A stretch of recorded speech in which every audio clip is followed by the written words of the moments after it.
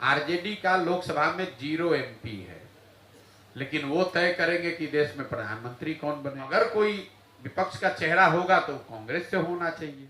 32 वर्ष से लालू और नीतीश ने जिस राज्य को सबसे गरीब और पिछड़ा बना के रखा है, पूरे देश के लोग कहेंगे कि आइए और महाराष्ट्र, गुजरात, तमिलनाडु को भी आकर बिहार की तरह पिछड़ा और गरीब बना दी।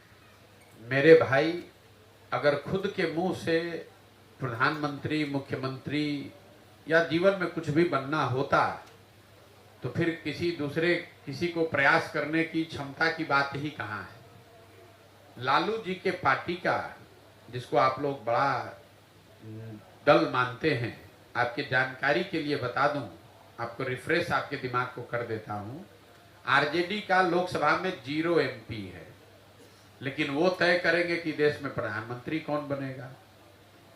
नीतीश बाबू के 42 विधायक हैं, मुख्यमंत्री बनने के लिए कभी ललटेन पर लटकते हैं, कभी कमल के फूल पर बैठते हैं, वो देश के प्रधानमंत्री बनेंगे।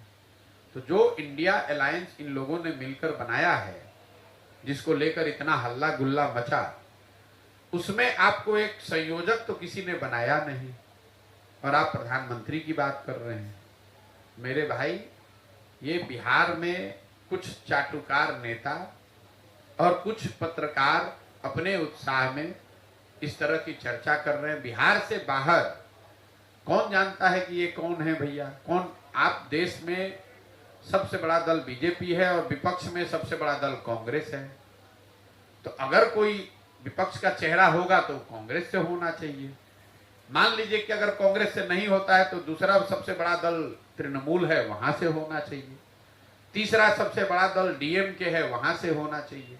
उन सारे दलों को हटाकर कोई नीतीश कुमार को, लालू यादव को क्यों अपना नेता बना लेगा?